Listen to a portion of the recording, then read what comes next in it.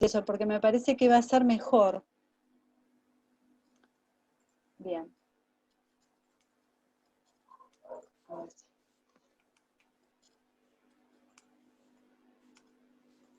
Porque ustedes vieron que todavía no subí nada. Les voy subiendo los Power, pero no he subido ninguna grabación porque lo que vi no me gustó. No quedan muy piolas, pero bueno. Entonces, les decía, cualquier pregunta, cualquier duda que tengan, me cortan, lo aclaramos y después seguimos. La idea de este encuentro, como se los anunciara, creo que fue en la primera clase, es que empecemos a desarrollar algunos modelos teóricos, pero a la luz de su aplicabilidad en el ámbito educativo. Yo sé que, y justamente lo demostraron en el foro, que saben muchísimo sobre el modelo psicodinámico, lo que vamos a ver es cómo eso que ustedes saben se puede o no aplicar al ámbito educativo. Uno de los propósitos entonces de este encuentro va a tener que ver con eso, que ustedes empiecen a tener registro, perdonen, que ustedes puedan tener registro de aquellos elementos conceptuales que pueden ser aplicados al ámbito educativo. Y además, conciencia de que hay algunos constructos teóricos de carácter instrumental, ya se los voy adelantando, que no se deben aplicar al ámbito educativo, porque si no constituiría una mala praxis. Primero que nada voy a compartir las diferentes voces de ustedes que fueron participando del foro, y que si bien nos va a llevar un ratito, me parece fundamental la exposición de las diferentes producciones. Algunos seguramente se leyeron, otros quizás no. Profe, perdón, hay pero una compañera esperando para entrar. Ahí ya la acepté. Entonces les decía, voy a compartirles las diferentes voces de ustedes que fueron compartiendo las diferentes reflexiones en función a la consigna que les di. Nos va a llevar un ratito, pero me parece importante. Bueno. Por ejemplo, Gabriela compartió transferencia, contratransferencia, sujeto y cultura. Lucía, inconsciente, instancias y signos. Hernán, fases del desarrollo psicosexual, mecanismos de defensa, escucha analítica. Lourdes, pulsión, frustración, transferencia. Guadalupe dijo transferencia, identificación, sujeto del inconsciente. Julieta, identificación, inconsciente, deseo. Fíjense cómo se van repitiendo algunas. Martín compartió transferencia, inconsciente y síntoma. Adriana, identificación, deseo, transferencia. María, transferencia, contratransferencia, sujeto, deseo. Aparece muchísimo transferencia y lo puse en rojo porque justamente es el concepto, el constructo teórico que más se repite. Después le vamos a dar una vueltita de rosca a eso.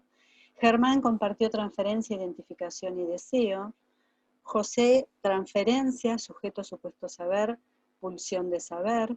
María Sol, complejo de Edipo, la ley, el deseo. Juan Cruz, transferencia, identificación, superyo. Ailén, síntoma, identificación y transferencia. Carolina, inconsciente, deseo, transferencia. Mariela, transferencia, identificación, prohibición del incesto. Natalia dijo identificación, sublimación, ideal del yo. Andrea eligió a complejo de Edipo, superyo y transferencia. Valentina eligió transferencia, inconsciente, identificación. Mauricio, transferencia, sublimación, ideal del yo. Nuria, identificación, síntoma, deseo. Agustina, diques anímicos, sublimación, síntoma. Micaela, sujeto, transferencia, identificación. Antonella también, transferencia, síntoma inconsciente. Viviana, narcisismo, transferencia, proyección. Mailén, transferencia, inconsciente, sublimación. Vanina, transferencia, identificación inconsciente. Romina eligió identificación, deseo y pulsión. Melissa eligió lazos transferenciales, sujeto, síntomas. Lucía, repetición, resistencias, síntoma. Elizabeth, cultura, latencia, sublimación. Sofía eligió inconsciente, represión y síntoma. Lauro eligió sublimación, identificación, transferencia. Bettina eligió principio de placer, principio de la realidad, pulsión. Candela eligió transferencia, síntoma y repetición. Ana eligió identificación, inconsciente y deseo. Gabriela, subjetividad, componentes manifiestos y latentes. Florencia eligió transferencia, ideal del yo, yo ideal, todo con sus correspondientes explicaciones. Romina, transferencia, contratransferencia y deseo. Martina eligió síntoma, identificación, sublimación, desarrollo psicosexual. Carla eligió síntoma, sublimación y sujeto. Luana eligió inconsciente, también transferencia e identificación. María eligió transferencia, sujeto del inconsciente y síntoma. Silvina eligió transferencia, contratransferencia, etapas psicosexuales. Silvia eligió transferencia, identificación y deseo. Julieta, síntoma, transferencia e identificación. Angelén eligió sujeto, transferencia, subjetividad, singularidad. Y eso fue todo. Después me escribieron dos compañeros al foro que, como quisieron escribir hoy, bueno, ya se había culminado, ya se había cerrado el foro, porque como les dije hace un ratito, yo siempre lo dejo abierto hasta la noche anterior al día de la cursada, al día del teórico, justamente para darme tiempo para poder leerlo y para poder hacerles luego una devolución. Fíjense que no sé si ustedes también se dieron el tiempo para leer lo que los compañeros fueron compartiendo y desarrollando y reflexionando, pero muchas de esas elecciones se repitieron. La que más se repitió, que lo puse en rojito, fue transferencia, que a mí me llamó la atención. ¿Por qué habrán elegido tantas veces el concepto, el constructo teórico en el modelo psicodinámico, el de transferencia, ¿no? Después, si no me equivoco, que el otro que le siguió fue síntoma o identificación. Bueno, pero los dos estuvieron ahí cabeza a cabeza, pero el que más tuvo repercusión fue el de transferencia, que después los vamos a retomar algunos de esos constructos que ustedes compartieron y desarrollaron y reflexionaron a la luz de las dinámicas institucionales escolares, y vamos a hacer una revisión puntualmente del concepto instrumental transferencia. Yo me basé para el desarrollo de esta clase fundamentalmente en desarrolla Ida Butelman en torno a la aplicabilidad del modelo psicodinámico en el ámbito educativo. Esta autora, que yo calculo que la deben haber escuchado anteriormente, digo, ¿no? Calculo, es una autora que trabaja, o que trabajó, ¿no? Ya tiene unos cuantos años, muchísimos años en el ámbito escolar, y cuando escribe este texto, Psicopedagogía Institucional, ella ya venía teniendo una experiencia de aproximadamente unos 25 años en las escuelas. Y lo que cuenta en la primera parte de su texto es que una de las razones que la lleva a escribir este texto tiene que ver con cómo la dimensión institucional empezó a tener cada vez más fuerza al momento de realizar las observaciones y las hipótesis de trabajo de aquello que iba registrando como conflictivo, como perturbación en la institución. Ella lo que hizo fue básicamente realizar una lectura en el ámbito educativo desde el modelo psicodinámico. Lo que hizo fue un análisis institucional en educación. ¿Se acuerdan cuando vimos en la clase pasada análisis institucional de la mano de Fernando Ulloa? Bueno, lo que hace ella es retomar los constructos teóricos y los desarrollos de este autor adecuados a educación, ¿no? Y ver qué de todo eso que se desarrolla en cuanto a análisis institucional es factible de llevar a cabo en el ámbito educativo.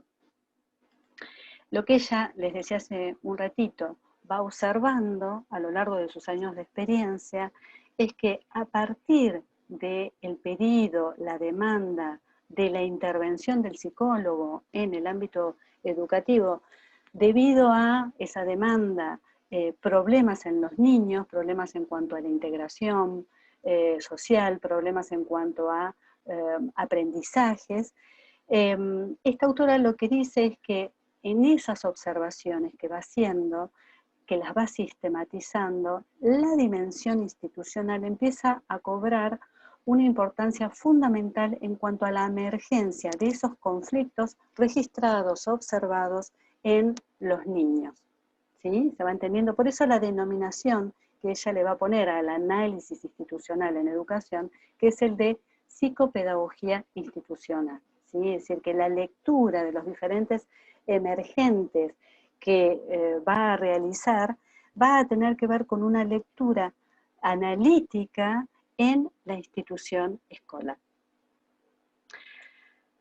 Y para poder definir el problema de lo que luego fue la investigación que ella desarrolla, lo va a definir de la siguiente manera. Va a decir que cierto tipo de interacciones que van surgiendo en el transcurrir de ese niño a lo largo de sus horas de escolaridad, podría ser el desencadenante de dificultades de aprendizaje y dificultades de integración social, pero que estas dificultades no van a depender directamente o solamente del niño, sino que van a depender fundamentalmente de otras en donde está inserto el niño, como por ejemplo en la institución escuela, sí, y la institución familia.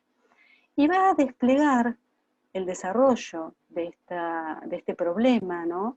Esta formulación del problema desde dos enfoques, desde un enfoque amplio y desde un enfoque restringido. Cuando ella hace referencia a la formulación del problema desde un enfoque amplio, lo que va a explicitar es que toda manifestación de conflictos en el ámbito institucional va a tener que ver con una perturbación en la comunicación formal, ¿sí?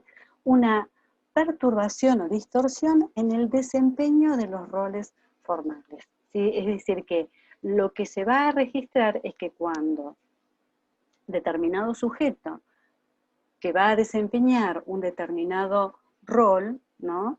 Se va a observar que ese rol va a estar y va a traer dificultades que son las que se van a observar o se van a registrar como manifestaciones, como conflictos en esa institución.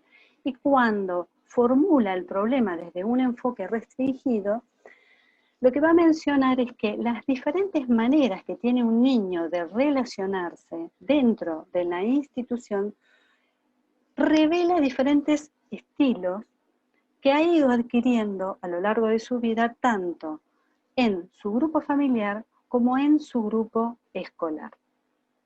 ¿Se va entendiendo? ¿Sí? Un poco cómo ella va como tratando de definir a lo que va observando como problema a lo largo de su experiencia en el ámbito educativo. ¿Se va entendiendo? ¿Usa ambos enfoques, profe? Exactamente, sí.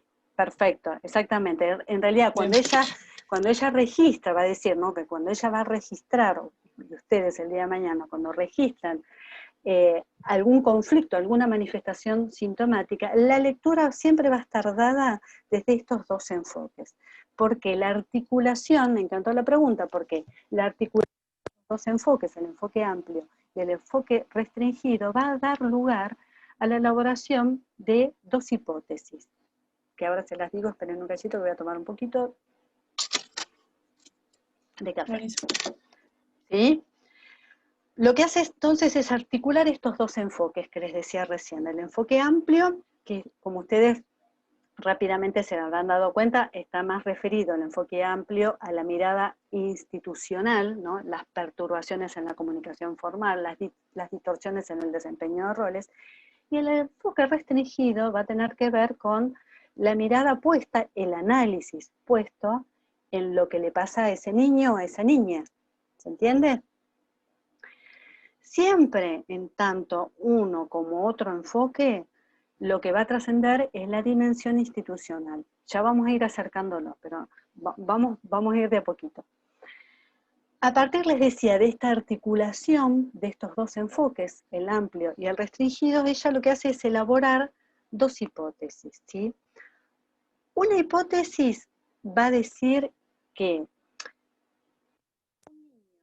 presenta dificultades, expresa dificultades, ya sea esas dificultades en lo que es las relaciones o la integración de los roles, ya sea en problemas de aprendizaje, es decir, dificultades que tienen que ver con el establecimiento de los roles formales de ese niño, de esa niña. Dichas dificultades lo que va a estar revelando son perturbaciones que van a implicar a la familia, a la institución o a ambas, ¿sí? No es que el niño tiene problemas porque sí, y solamente son problemas del niño. Siempre va a estar implicada o la familia, o la escuela, o ambas. Y la otra hipótesis, también en donde articula el enfoque amplio con el enfoque restringido, va a decir que un niño en su conducta de roles lo que hace es sintetizar la incidencia de pertenecer tanto al ámbito familiar como al ámbito escuela. ¿Sí? Por eso les digo que cuando emerge algún síntoma, alguna manifestación sintomática en un niño, la lectura siempre va a ser desde la dimensión institucional, ya sea institución escuela o ya sea institución familiar. ¿Se entiende? Bien. Esta autora, como les decía anteriormente, con sus 25 años de experiencia, cuando escribe este texto, que es el texto que nosotros básicamente nos vamos a apoyar en este primer momento, ¿no?, de acercamiento al modelo psicodinámico, en esos 25 años de experiencia, ella lo que va a explicitar la importancia, como les decía recién, de la dimensión institucional. Pero lo que dice también es que la definición de institución no es unívoca, ¿sí? No existe una sola definición de institución, como ya lo habíamos visto también con Fernando Ulloa.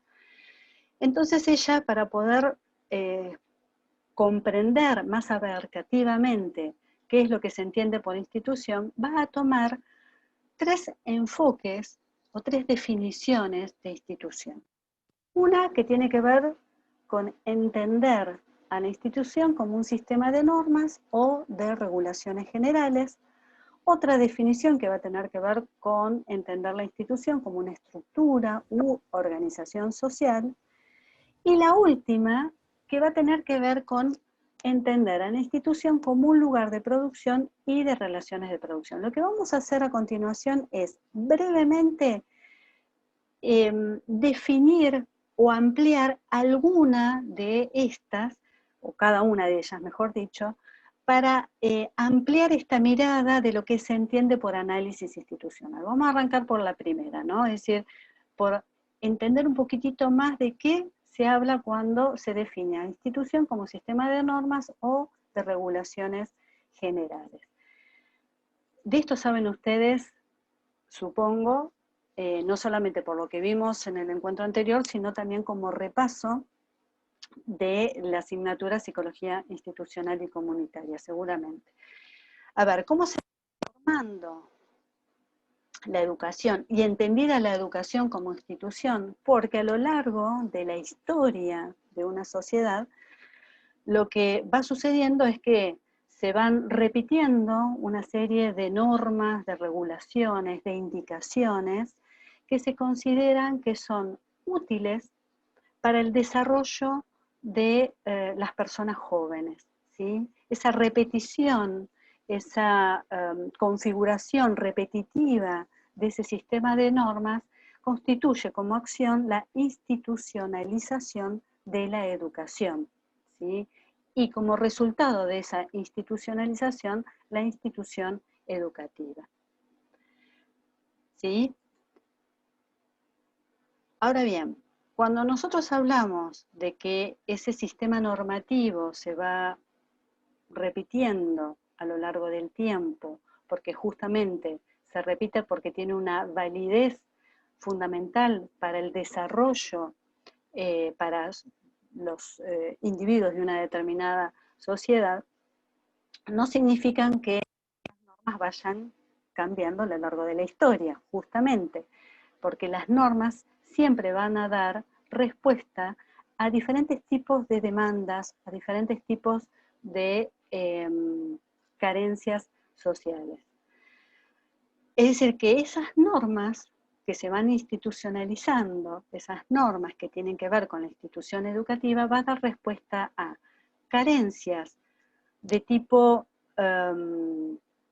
permanentes o carencias o demandas de tipo temporales o variables.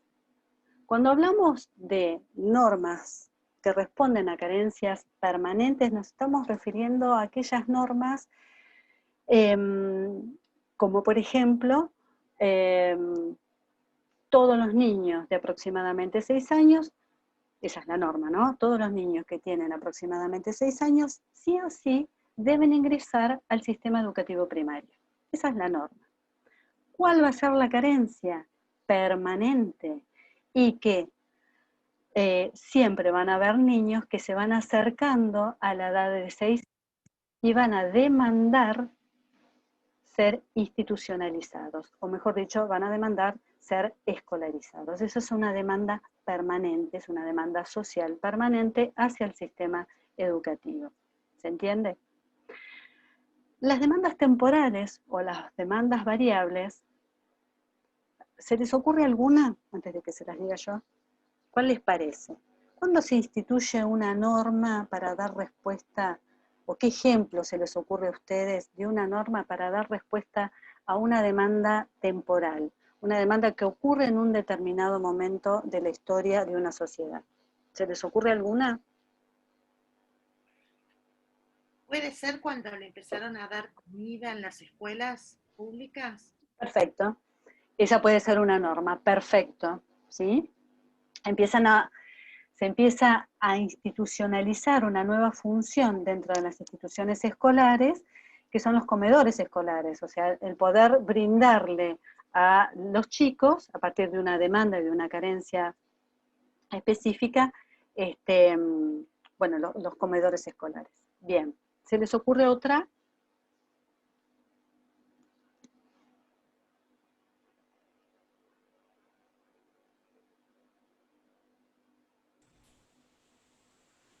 Lo tecnológico puede ser también como una demanda social, la incorporación de nuevas tecnologías. Perfecto. Esa puede, a ver, ¿y cómo la pensamos? ¿Cómo la podemos pensar? ¿Cuál sería la Y carencia que o la demanda que... Sí, a ver. y la brecha digital, por ejemplo, ¿no? Que hay sectores que digamos, tienen los recursos para poder acceder a la utilización de nuevas tecnologías en la educación y hay sectores que no. Perfecto, bien. La ESI, profe. La ESI es otra, perfecto, muy bien, perfecto. Yo les voy a decir dos más, a menos que me interrumpan y estaría fabuloso y quieran compartir alguna otra que se les vaya ocurriendo. En algún momento de la historia de la institución educativa, por lo menos argentina y de la provincia de Buenos Aires, empiezan a aparecer las escuelas, horrible el nombre que tienen, escuelas especiales, porque no todos los chicos podían ser institucionalizados en escuelas comunes. Entonces aparecen se instituyen desde una norma, ¿no? Y se instituyen nuevas escuelas para poder albergar estos niños que no podían ser incluidos en las instituciones escolares comunes. Eso ocurrió cuando el modelo hegemónico, médico hegemónico, estaba en plena vigencia. Sabemos que ahora hay todo un desplazamiento hacia lo que son las integraciones, ¿sí? Pero en algún momento ocurrió esto que les estoy contando. Y actualmente, en contexto de pandemia, también se han institucionalizado normas, como por ejemplo esto que estamos viviendo, ¿sí? Hay una continuidad educativa, ¿sí? Hay una continuidad pedagógica, académica, educativa, que se tuvo que ayornar a las características que nos permite el contexto que estamos viviendo, ¿sí? Y se fue, de alguna manera, normatizando, ¿sí? Si ustedes se meten en la página ABC del Ministerio de Educación, se van a encontrar muchas de estas normas para poder dar respuesta a demandas sociales actuales, ¿sí? Ese es otro ejemplo que es el que estamos viviendo hoy en día. Siempre la institución... Sí, Camila. Tengo una duda en relación a cuándo serían permanentes. Pensaba en este ejemplo que decías de los 6 años, y que en algún momento no sucedía, o sea, en algún momento fue temporal, y después se instaló como permanente. Exactamente. Pienso lo mismo que la ESI. La ESI parece temporal ahora, pero en realidad debería ser permanente también. Exactamente, muy bien. Algo que empezó, ¿no? Lo que pasa es que ahora la conocemos como tal, como ESI, pero se fue configurando, no como la conocemos ahora, ¿no? Pero se fue configurando a partir de algunas demandas que fueron leídas como necesidades para la formación de los chicos y se fueron instituyendo luego. Hoy las conocemos como ESI, pero antes por ahí era una respuesta que daba algún profesor de manera aislada, o un conjunto de profesores, o una institución. Se configuró luego como parte integral, ¿no? Como parte, integral de la educación que debían tener todos los niños y todas las niñas, ¿sí? Muy bien esa aclaración, Camila, ¿sí? O sea, como a veces una demanda, una norma que se empieza a configurar como una demanda temporal se transforma en una demanda permanente, ¿sí? Bien, ¿algo más? ¿Querían compartir? ¿Se quedó claro esto? O sea, estamos recién con la primera diferencia. ¿Sí? Sergio.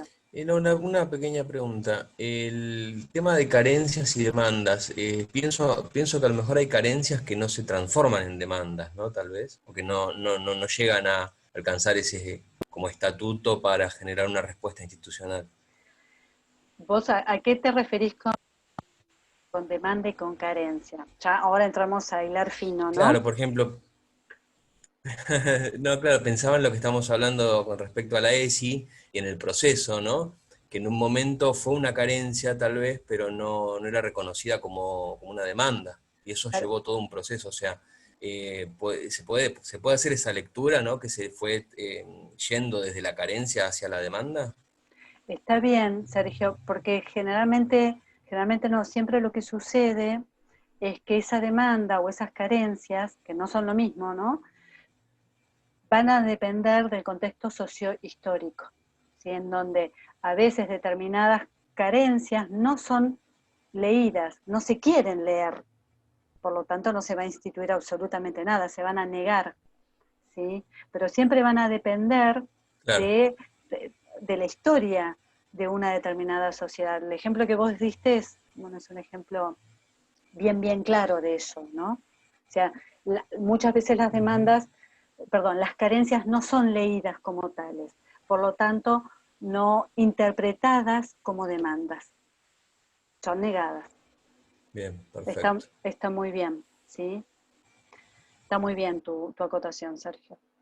Bien, seguimos. Hasta aquí la primera definición de institución. Se nos está por cortar dentro de 1 minuto y medio, así que cuando se corta nos volvemos a conectar. La otra definición de institución que toma este autor, perdón, les voy a aclarar esto, que está un poco ligado a lo que un poco estaba comentando Sergio. A ver, a pesar de que se van, les puse así, a pesar de que se van instituyendo respuestas educativas, siempre va a persistir la carencia y la demanda. Siempre va a haber, a lo largo de la historia de una determinada sociedad, una serie de carencias y demandas, hasta que sean leídas y se le dé algún tipo de respuestas. Pero mientras que eso ocurra, ¿no? Mientras que va sucediéndose determinado proceso, puede suceder en las instituciones educativas que surjan algunas acciones que se niegue la contradicción entre la norma y su realización. ¿Qué significa esto? Por ejemplo, hay una norma en las instituciones educativas que es educar. Y muchas veces cuando esto no se logra, cuando no se logra su realización, cuando no se logra ese objetivo, el de educar, se desarrollan y se pueden observar acciones que tratan de negar esa contradicción, de que no se cumple la norma. Como por ejemplo, bueno, que vaya, no está aprendiendo el área de matemáticas, bueno, que vaya una maestra particular. Es una acción para